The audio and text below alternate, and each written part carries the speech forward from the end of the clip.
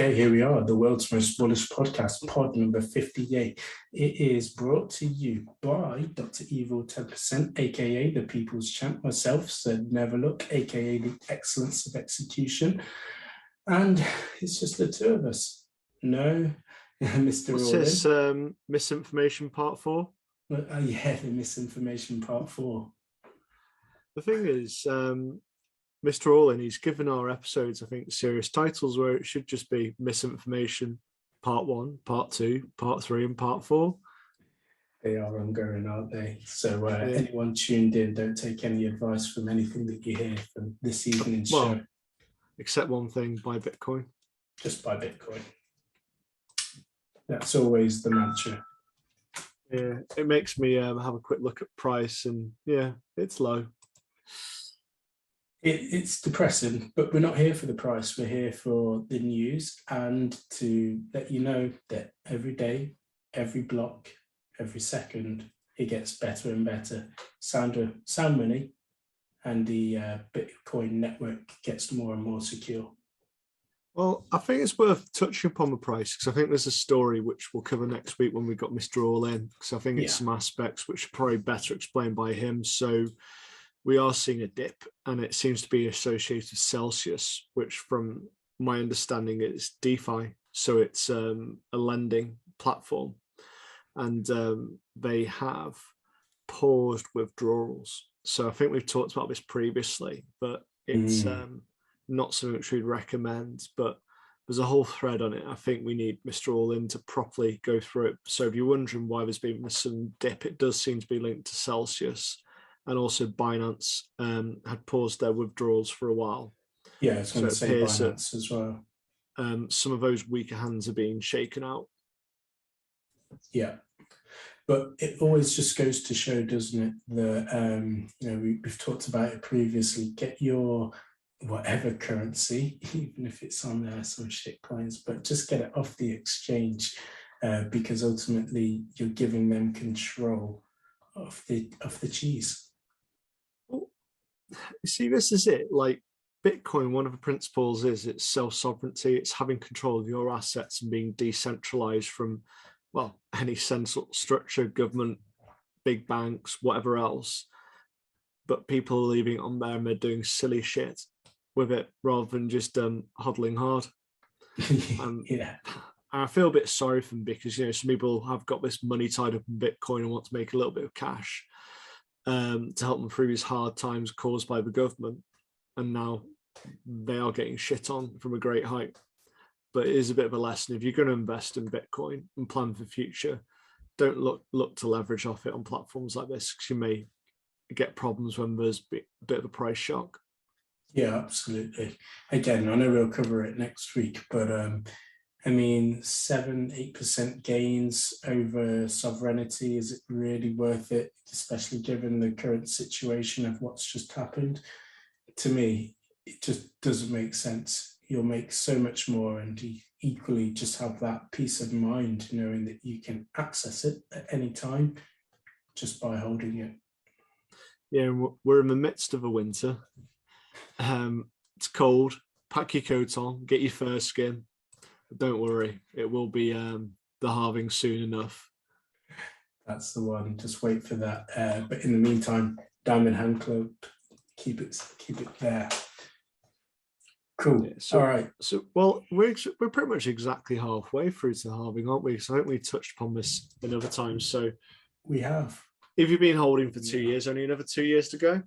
Yeah. And we'll see what happens that time round. It's a shame that everything else in the whole building around us is crashing and dying, because normally I think most people would sell out of one asset and then into another. So if stocks were high but Bitcoin was low, you could sell your stocks and get into Bitcoin. But we've seen that they're linked in, and ultimately, if you've got cash or any cash left, because we've seen one dip and then another dip and now another dip, you think, okay, where am I going to continue to pour into this? But I think, just stack as much as you can. Sit tight. Next 24 so months. At what point do you sell off some of your other assets or plow in a load of money into Bitcoin? Have you got a magic number in your head?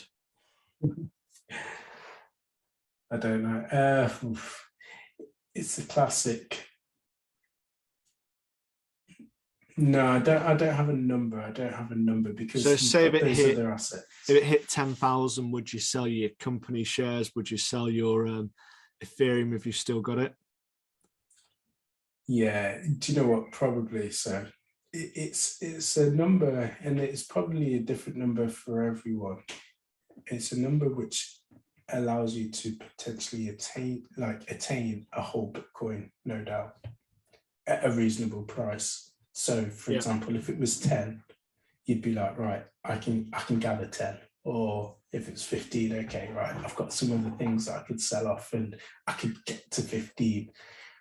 And this goes back to what we were saying previously before, as to when the price gets really silly and it gets to six figures of like 100K, people will really struggle to get to become a whole Bitcoiner. We saw the low before all this kicked off. I think it was March 2020. So when all the lockdowns were happening and people were shitting themselves and selling off all their assets. So we saw stock market lows and we saw Bitcoin lows of $3,000, and we're about to hit an absolutely massive recession, which will kind of cover in these stories. So you kind of do wonder, are we going to get somewhere near that 3? I know. And then how do you explain to your other half when they say, how's your Bitcoin? And you're kind of in the midst of selling off various other shares and assets in order to buy more. Yeah. Where's all the cutlery gone? What? Why are you hanging out around the back of the train station again?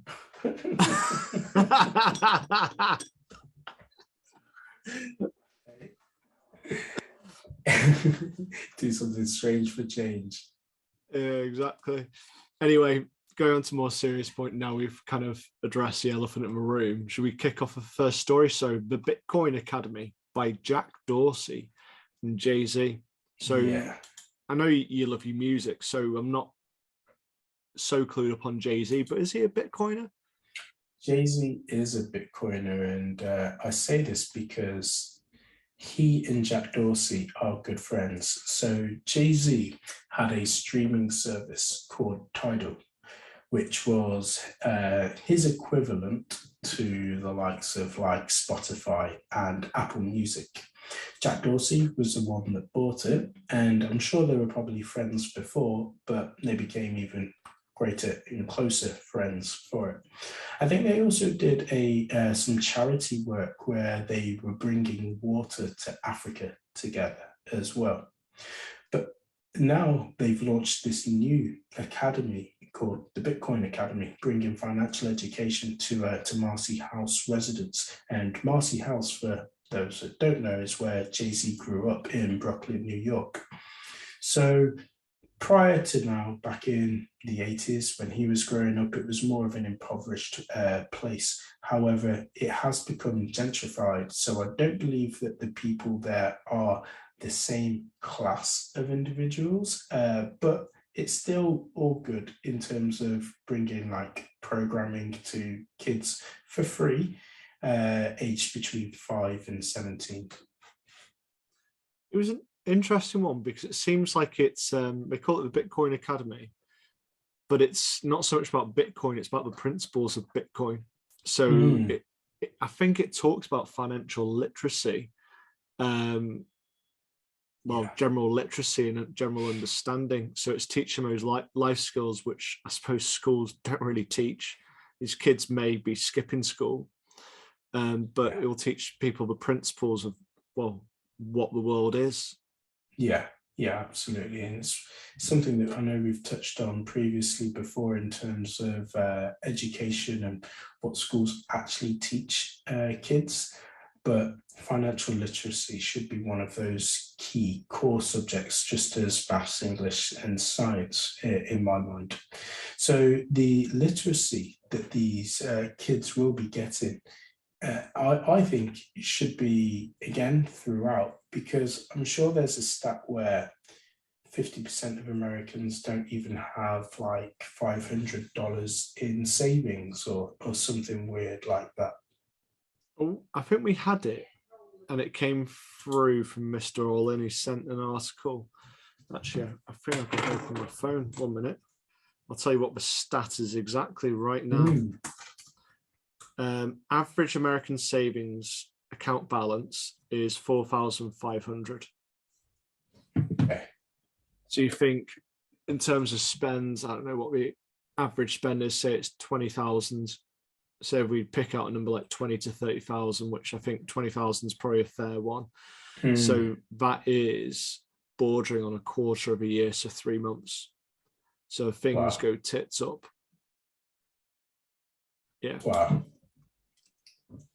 So that's the first, no doubt, misinformation because it's including figures. So, if someone's keeping count of the misinformation throughout the pod of misinformation part 4, there's your first. What's Mr. All In going to say?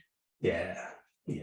Exactly. Once it goes live and it's broadcast out. If anyone's wondering where he is, because Bitcoin's crashed, he's had to get a job in McDonald's.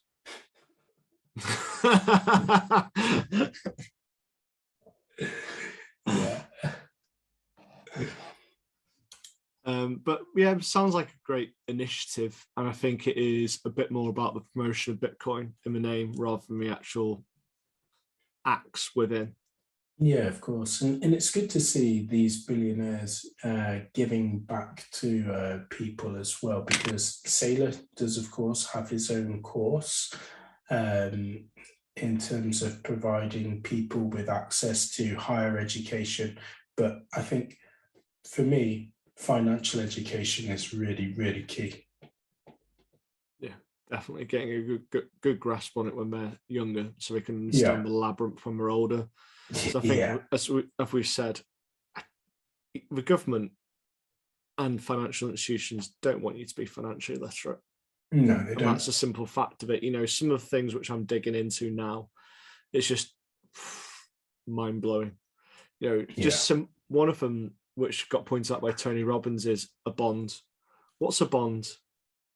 It's a loan. Why do you call it a bond?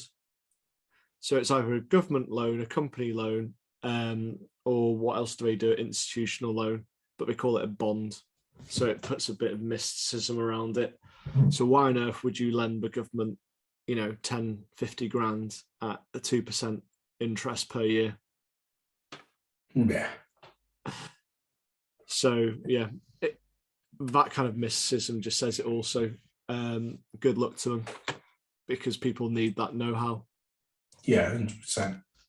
It's interesting actually as well, because you say about you're digging into things, and I've gone OTT on my reading too. So I think we may have just been talking about, well, last week I wasn't here, but the week before, on Pod 56, I began inventing Bitcoin. I've finished that. That was pretty good for anybody out there listening. Worthwhile just buying it. It's a cheap book, but for chapter 3, proof of work and the explanation of proof of work.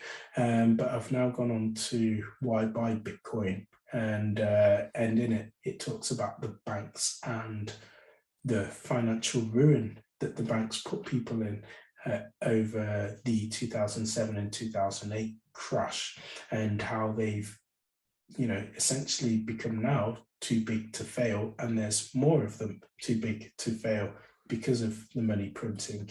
So yeah, expect more misinformation as the pods go along, and I'll feed back once I've finished listening to that as well. So do we want to move on to the next one? So the Block Clock Mini, now available. Yeah.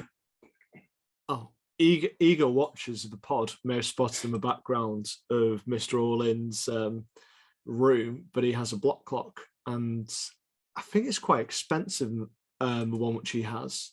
Yeah. So I think it's, I want to say it's, what's it, about 300, 400 quid? Whereas the Block Clock Mini 400, was it $150? I'm just clicking on it now. Yeah. Yeah, it's $150. Though one thing which really threw me when I looked at it is it just 5 figures? So Yeah. what happens after the next halving when that hits 250,000? Yeah, So you're that's my right. kind of question to anyone listening is, please inform me. What on earth does it do when it goes so high? Because it's got Bitcoin to US dollar, then the dollar sign, and then 5 digits. And I don't think there's enough space. There might be, but the fact is that it's going to go over that. And that's something which we've Yeah. always wondered about the block clock in Mr. All-In's room Yeah. is what happens. And then what happens with hyper Bitcoinization when a dollar is, I don't know, it's $1 to 100. Sorry, it's $100 million to a Bitcoin. Well, I think these block clocks will be perfect museum items because people will look back and think, you fools, you thought that it was never going to go above 5 figures. When Yeah, so hyper-Bitcoinization takes over, I think you're going to definitely realize that it's going way above 5 figures. yeah, because I'm just having a quick look through, and they do have different types. So they've got Block Clock Mini, our second Bitcoin outpace with 7 e-ink digits. But once again, you're kind of going, well, you want your dollar sign or something in there. So how's that fit in? Yeah. But yeah, it looks nice, but it won't be something which I'm buying. I don't want it hanging around. I don't want my wife question me when Bitcoin has a dip. How much is your Bitcoin worth? Well, I lost most of it in a boat accident, so I don't really have a lot. Yeah. But I don't need a reminder around my house.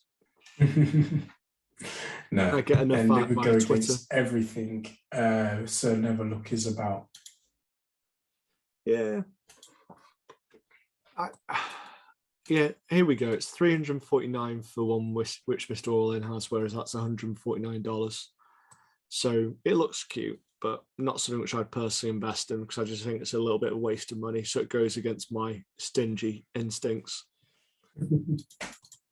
Stick with those instincts. Yeah, exactly. That's $150, which could be sunk into sats. Yeah. Although, if you do find yourself not necessarily tempted, but when you find yourself making those types of purchases that you think, oof, this is quite a large one. A way to offset that is to double what you're about to spend. So let's say you want a new Garmin for the bike. It costs you 300. If you put another 300 in on the other side and put it into Bitcoin, then that guilt can go away. And that will also kind of give yourself two things. It'll make you say, obviously, one, you've got the gift, but two, do I really need it? Yeah. I'm still not buying it. Yeah.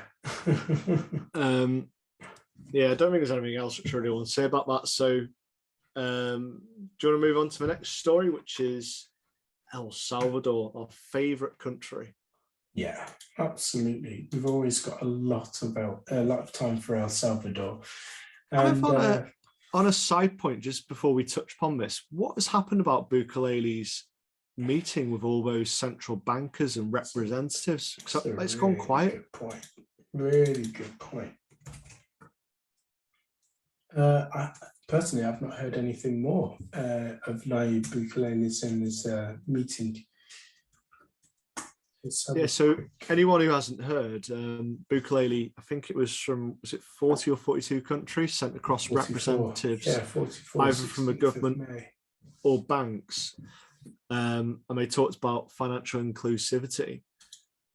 And there were great countries like Jordan, Pakistan, Honduras, various African countries. It was just, Kenya, Uganda, the smorgasbord of countries who need Bitcoin. Yeah. And, I'm hoping that this will kind of feed on. And if they move to Bitcoin standard now, it's on sale. Yeah. It's a time to move across if anyone from the Pakistan government's listening. It's a great time. I haven't seen it and watched it, but I did see that Piers Morgan was interviewing Imran Khan on his new show. And I just can't help but think that it would be pretty good to understand from his perspective, what's going on. Because his ousting was, of course, very, very suspect, to say the least. Yeah, there's a lot of theories about that, and it doesn't take take too much thinking to wonder who's involved. Yeah.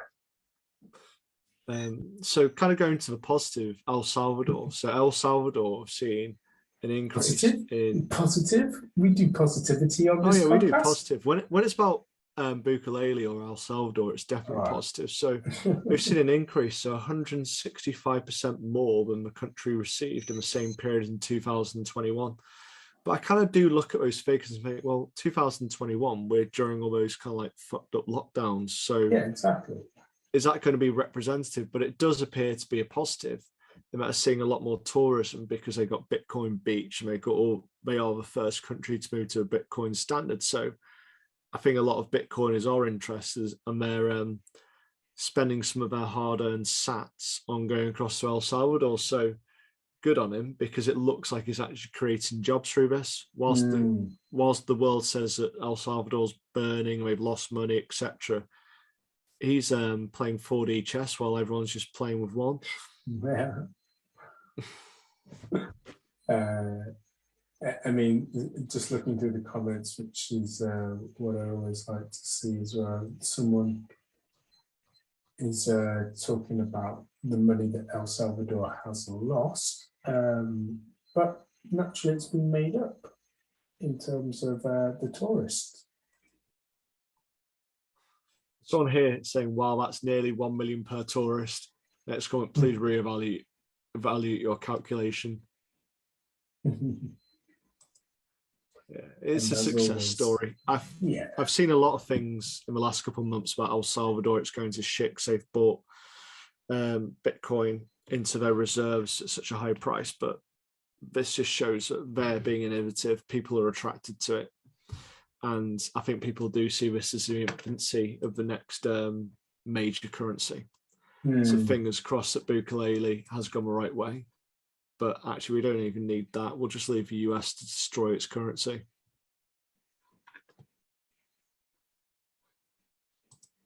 I wouldn't mind a trip out to El Salvador and Bitcoin Beach. It'd be great to do the pod from Bitcoin Beach and do a little mini interview with people, right? That'd be really cool. Well, when we get to hyper Bitcoinization, does the pod exist anymore? Or is it just like 2 hours like every week of us just gloating, being dickheads? It depends, isn't it? That's the end game. Now, again, pod 56, we said myself, Dr. Evil 10%, and Mr. Orlin are like the kids from Stranger Things. We don't know how Stranger Things ends. I'm on season 4. Jesus, it's a bit dark, season 4, to say the least. It's got a lot darker. It's a little bit scared in some places. But ultimately, there has to become an end, right? And do we say that the pod ends when we reach 100,000, 250, 1 million? What's our number? 350. 350. 350 million? We say 3.5 million. 3.5 mil. We're out. That's when it ends. Yeah. Okay. Yeah, that's it. And my last pod when it hits that number is just as laid back, going, "This is why you're a dickhead," and reading off the reasons. and go through the archives of all the countless digital hours of us telling you just buy Bitcoin. And then, well, I think that's it. Give up your job, trim all the videos together. And when someone says you're lucky, send them that YouTube link, which is you just saying this after this after this after this, all the research points which you've been through, in order to well, stay humble and stack your sats. Yeah, I like it. But until then, we'll be with you every week. So don't go anywhere. Subscribe and share. Yeah, when it goes down to £3,000 for a Bitcoin, and we're missing quite a bit because we're around the back of a train station trying to earn extra cash to earn for sats, then yeah, we'll still be here and we'll still be preaching the way of Bitcoin. Absolutely. Cool. I also was speaking with someone last week whilst away, and found out that Portugal is becoming a little bit of a haven for Bitcoiners as well. Portugal have had a double increase in immigrants from the US moving to Portugal as well. So just emigrating, leaving the US and their high taxes. It's because they don't charge tax on crypto earnings. So that's the reason why people are moving across there. But there has been talk about them bringing in taxes, but I think they'd potentially be low. So they'd be more beneficial to stay in Portugal as long as they don't do 20 or 40%. Then I think everything will be fine. Yeah. But I could live in Portugal. I'd have to convince a wife, but I'd be happy. Nice and sunny, have my own pool. Good food, yeah, like you say. Yeah, good food. Weather is amazing. And I hear they've got ports as well. Ports? Yeah. For the mega yacht. Even if it was that position, I don't think I could buy a mega yacht. I'd be like, there's too much money. It uses 500 litres of fuel within, an hour? We went through that. Yeah. I couldn't deal with that. Yeah. Could not deal with it. I'd have this little dinghy. I think you'd change as the money grew. You'd change. I don't know. Watch this space. Do we want to talk about? Will just be all blinged out with 2 mega yachts just because you can. Do we want to talk about one of our favourite mascots of the show? Yeah. So come on, man. Come on. Prosecutor, financial. So I'm struggling because it's saying, this one was saying that Biden wants Bitcoin on proof of stake. And I read this and I'm kind of like, Biden, does he know what Bitcoin is? Does he know what proof of stake or proof of work is? Does he know what the argument is for both? And does he even know what year it is? So I'm kind of like, it's nothing to do with Biden. It's a bunch of people around him. So, they're going about this energy flood again. It seems to be we're stuck in this. We know that Bitcoin's around about 60% or more renewable energy. Kill that one off. And they want to lessen energy consumption, but then Norway saying they don't want people to use it. But I think that was overturned. We talked about it 2 weeks ago. I'm like, what about the tumble dryers? When will anyone think about the tumble dryers? Because I think it was a US usage of tumble dryers is higher than the world usage of Bitcoin. And just for anyone who's a little bit skeptical about proof of work and Bitcoin, is if everyone took it as world standard, it doesn't mean that energy usage goes up. It's down to the amount of miners. So it can be scaled in multiple different ways. I just I just read this every time. I'm just like, fucking just shut up. Yeah. And it goes back to the point about the mega yachts, the planes. You're telling us to stop using this energy on these things, which obviously threaten you, but you're LARPing around on mega yachts, which are pissing 500 litres of fuel. What is it, in an hour? And you're using it probably for 12 hours a day over 3 weeks. So what's that? 7, 12, 14, 21 times by 12. So we've got, let's do a little bit of a calculator here. Just because it annoys me. So 12 hours a day over 21 days times by 500. So 126,000 litres of fuel within that 3-week holiday. Yet these people are telling you that Bitcoin consumes too much energy and you use too much energy, and you should live with your lights off in the cold, with your windows open whilst eating soy. Yeah. And why is that? And they also have a plane as well. Yeah, exactly. They don't want you to be rich, but they want to continue to be rich. So, yeah. This is where, again, Bitcoin helps for you to become self-sovereign and to, get out of the rut, ultimately.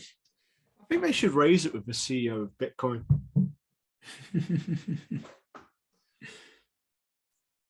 One little quote which I did get from this is, we need to think about what would be the appropriate policy responses under a world that has shifted to proof of stake, or a world that has some continuous mix of proof of work and proof of stake. Samara said, proof of work is energy intensive by design, but it also increases security.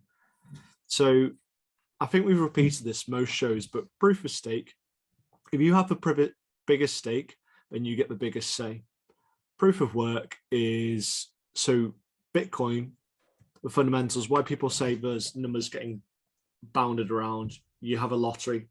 So all the different miners go, here's my number, and you get to pick it if your number matches. And then you check the calculations, check that transaction's right. That's why people say there's random numbers spurted out. So it's random. Whereas proof of stake, it would just go to the person with the biggest stake to check it over. Yeah. So hence why it's more secure, why it's decentralized. We don't want proof of stake because it is not decentralized. We want to move away from the government. We want to move away from banks. We want to move away from fiat being centralized and inflated and controlled by a select few.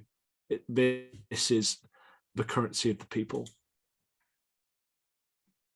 Yeah.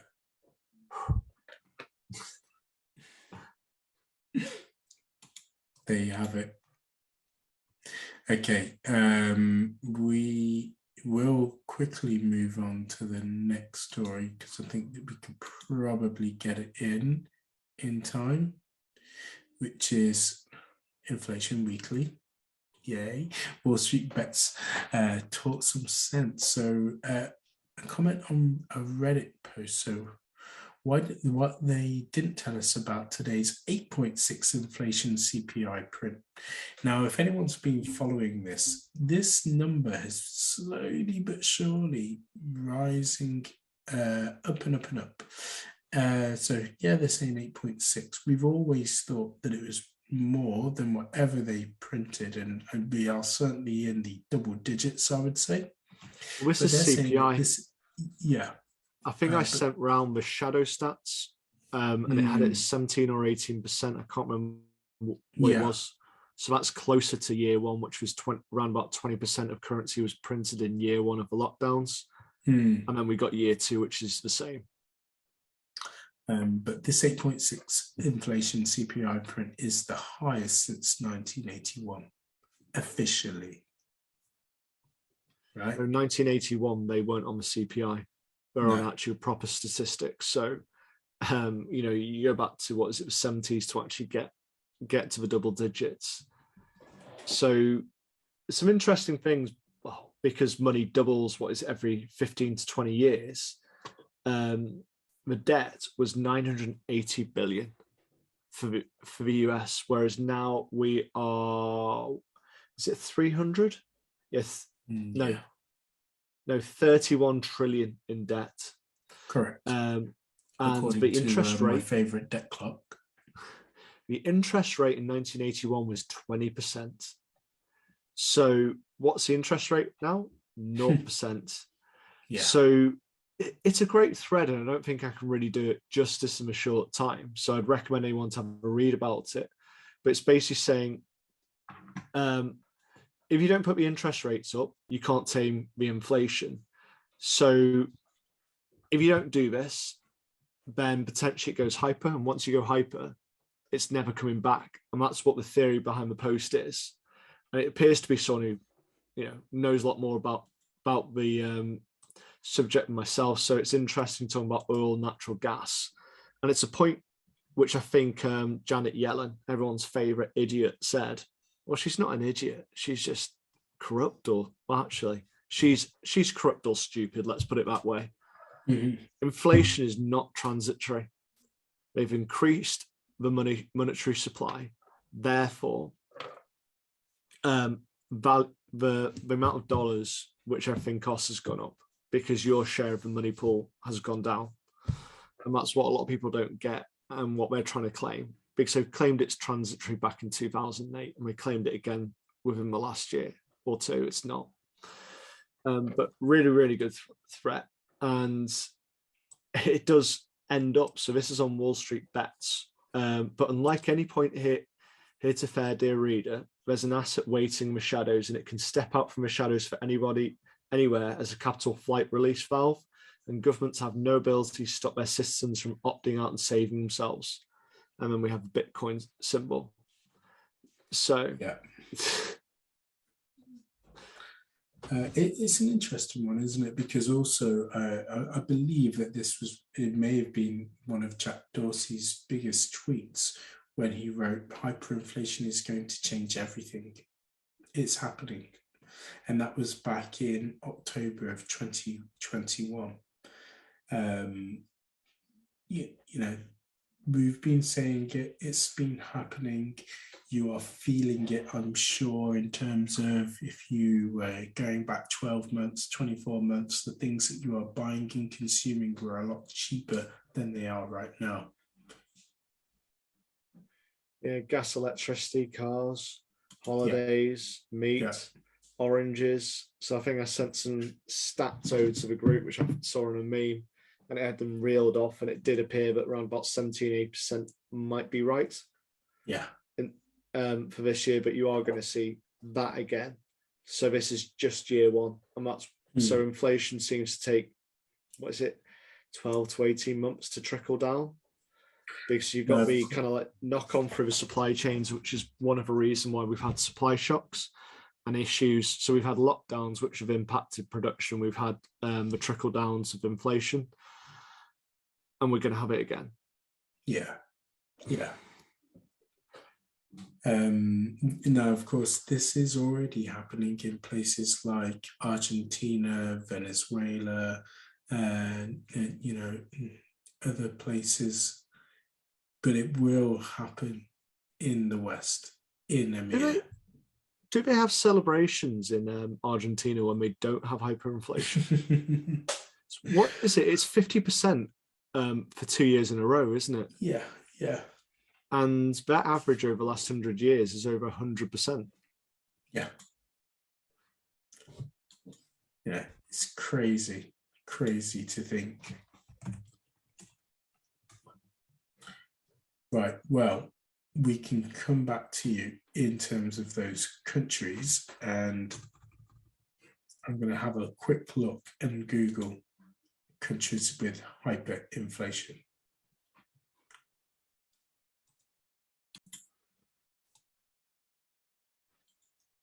Okay, so the top 10 countries with the highest inflation rates, according to the World Population Review and Economics in Jan 2022, was, you guessed it, Venezuela.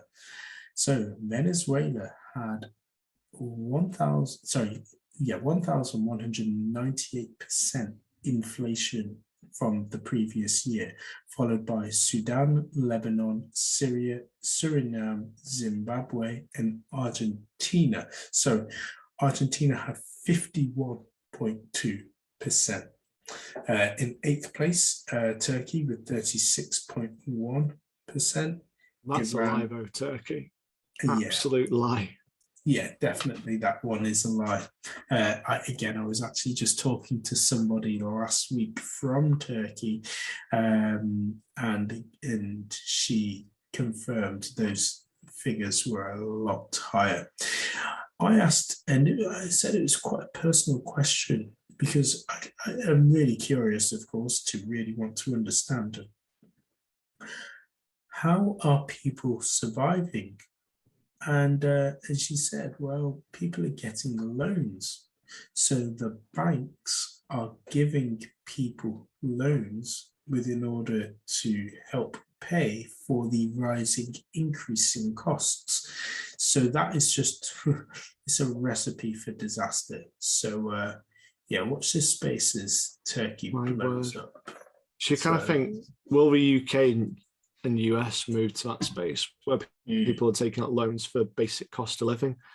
So we kind of seem a start. Exactly. We seem a start of it with kind of like your Klarna and payday loans, but this is a step further. People actually can't afford to buy, you know, the basics rather than the luxuries.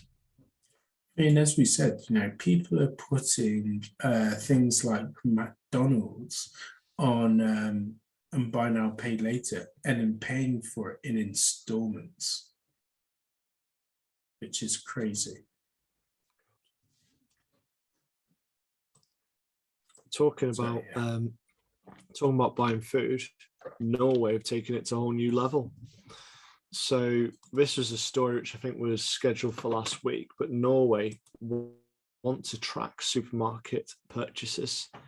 So basically, I think they already get all the data kind of as a whole, but they want to sort it into demographics as their excuse. So they're not going to have it down to a person, but I kind of just look at this and go, it doesn't sound good, does it?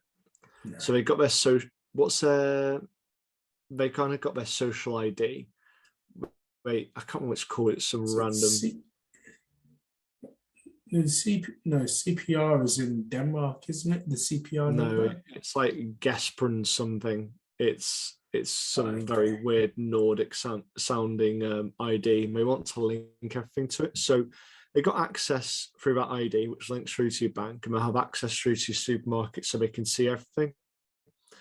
And I just look at this and, well, at least the Norwegians don't seem happy about it. Oh, here it is. It's Fodsel number. Can I buy some chicken? Yes. Give me your Fodsel number. You don't have enough social credits. So I'm going to some weird Russian accent instead. You don't have enough social credits for this chicken. You must eat bugs and soy this week. Oh dear, not bugs and soy. But at least I'll be happy. We've just lost every viewer from Norway that we ever had in our global listings. I'm sorry. It was nice knowing you. They can eat soy and be happy. Yeah, I think I lost our African viewers the other week anyway, so it's all good. We're taking them out country by country. I don't even know what accent I was trying to do, but it certainly wasn't Norwegian. So on the Fodsel number, they have earnings, criminal record, address, and probably your medical history. And now they want your food. So they're creating like that perfect customer view, as we call it, on an individual, so they know what motivates them. They probably know how to punish them. I just look at this and go, this is really, really bad. And I just don't believe anything like this can have any positive. Like they can get that group data off the supermarkets from a receipt machine, and they can see how it's split out, and they can do demographics based upon store locations, and also looking at various produce within the basket. They can figure out rough ages. I just kind of think this is going down. Yeah.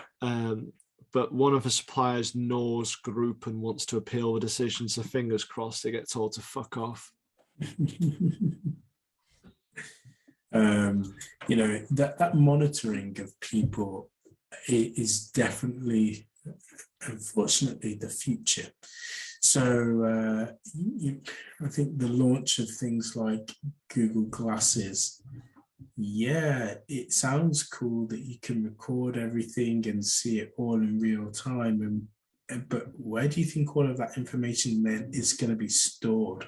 And what do you think they are going to be using all that information for? You know, ultimately, people will become the walking, talking, breathing security cameras for Google.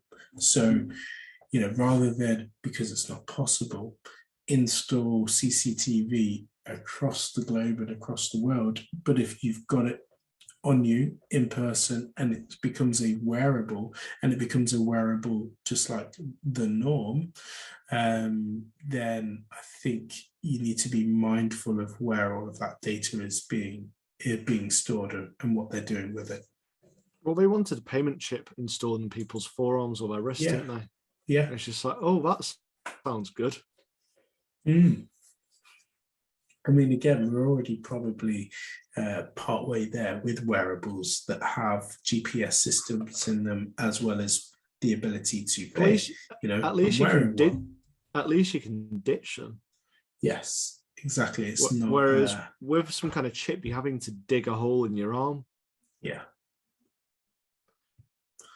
Yeah, you do have a choice right now, but that choice may not become a choice, and a choice that's taken away from you. But don't believe that it's not being used against you. There's no reason for them to collect this data unless they're looking at things which look towards rewards or even punishments. I just only see this going one way. Something which I think would probably be more fitting for Canada and dictator general Trudeau or Castro. That's for sure. To think from where it's come from to where it is right now, it's unbelievable. Right. So do we want to go into our shitcoin corner? So we did talk briefly about Celsius, how it seems to be affecting the crypto world on top of the market crash. Yeah. But we're going to kind of push that out for a better explanation from Mr. All-In when he's back, when he's not on shift at McDonald's next week. So one which we did have, which the tweet seems to have been deleted for some reason. I was going to say the tweet was deleted by the time I got to see it. And as always, everything that we discuss and talk about will be in the show notes with hopefully some active links for you to go away and verify as well. So this was about Solana, and it was the VCs who were basically trying to dump their bags and just laughing about it. I think this has been tagged because it went down again. So this kind of highlights of why you're playing about with shit coins when there's Bitcoin. I can't afford a full Bitcoin. Well, not many people can. Buy some sats. Sats are cheap. What's the price of a single sat? It's under a penny, isn't it? Yeah. So that's cheap enough. Work in sats, don't work in Bitcoin. Don't worry. You'll still be rich. So I kind of wonder why it's still a thing, because Solana, if I'm correct, it's another part of the DeFi world, if I remember correctly.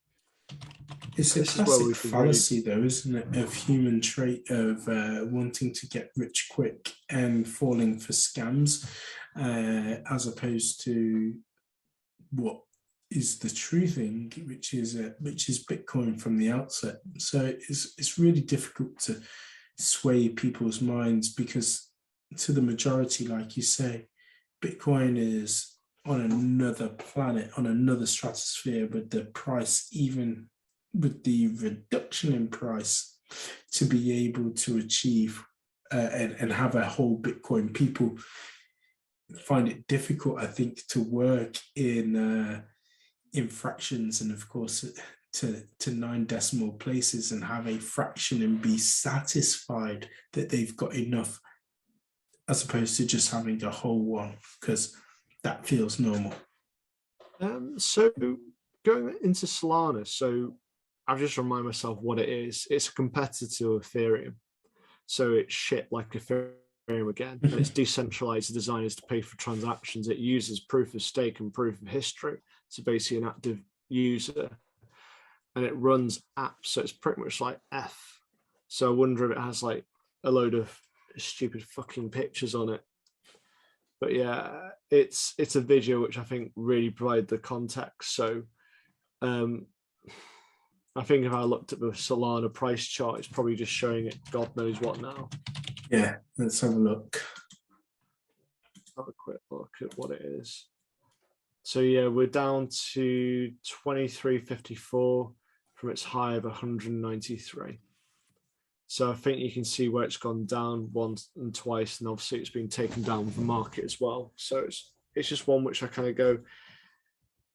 I think Mr. All-In's talked about this, that people invest in what the developers and the creators have promised, and they haven't actually delivered. And that's the same with Ethereum. It's the same with Solana, from my understanding. But it's just one which I don't really get. Again, I just think it's another shit coin which has got no real tangible use. They just promote it, and then the VCs even just laugh with each other about shilling it off to some idiot, so they can make themselves super rich, and then probably buying something like Bitcoin. According to Coinbase, it's number 7 in the popularity charts. So, well, anything below first is a pile of shit. Exactly. I'm trying to have a look and see if it doesn't allow us to look at what the popularity charts on Coinbase are exactly in terms, but we could guess obviously what's 1 and 2, but 3, 4, 5, 6 would be interesting to know.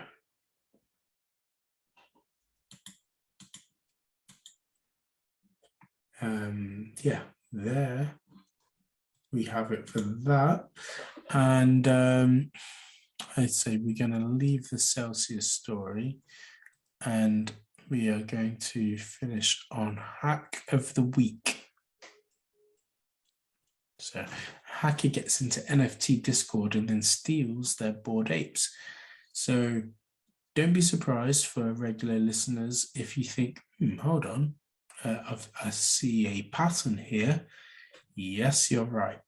This is another break-in or, another digital steal off a Bored Ape Yacht Club.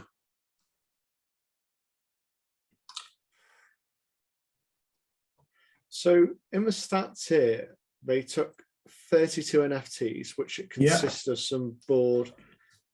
So there was one Bored Ape Yacht Club, and then 2 MAYC, which I don't know what that is, something to do with Ape Yacht Club, but I don't know what the M stands for. 5 other deeds and 1 BAKC, which I have no idea what it is. Actually, let's have a quick Google. Oh my God, what the fuck is this? Bored Ape Kennel Club. My God. And other deeds. I don't know what other deeds are. Let's have a quick look at this. Yeah. It looks like something underwater. It's just more shitty pictures. It looks like some kind of little world. Yeah, so they still...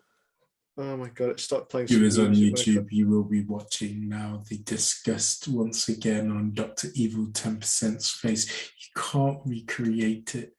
It's amazing when he goes through this transformation of what was and is a happy, placid person, and then all of a sudden he comes across an article that is just rancid to his mind, such as a shit coin.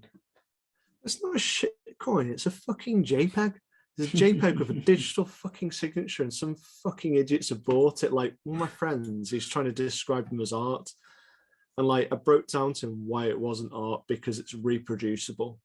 And it hasn't taken anyone any skill to build up. So like the Leisure Suit Larry, what the fuck they are. Yeah. That's all it is. Whereas, you great artists, they spent years training themselves, honing that skill, building up, and then producing one original piece. Whereas on a computer, can you copy that pixel for pixel? Yes, I can. Right click, save. I was just going to say, the beauty of my mouse has a right click button. Yes. So they sold these pictures, and they reckon the loss of roughly 13 million. And it had 134 ETH, which has obviously gone down. No, 145 ETH. So 256. So I hope they've solved that ETH pretty pronto. Otherwise it'll be worth less. But yeah, I'm just like, it started off from my understanding, but the community manager got his account breached, or rather he clicked on a fucking phishing link, from what I understand, and he's basically give access to the whole of the bloody server, which is how they got it and stolen it off. So whilst he was clicking the email for hot singles in your area, someone's getting off of the ETH from a shitty JPEG. So I hope they just put them in the recycle bin and sold off the ETH. I want to just double check something.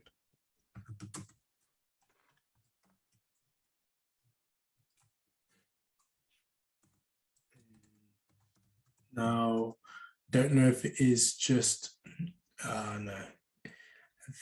I think it's old news. No. So Brazilian congressman introduces bill recognizing Bitcoin as means of payment. So this is a live news right here. So normally all of our stories are scheduled, and we prepare and we research them, and we make sure that, you know, we're bringing you the top quality sources, but also the top quality news for the week in the world of Bitcoin.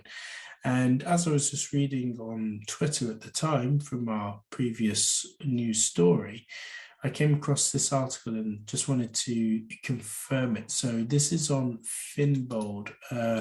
I will send it through to you, Dr. Evil 10%, so that you can see what I can see right now.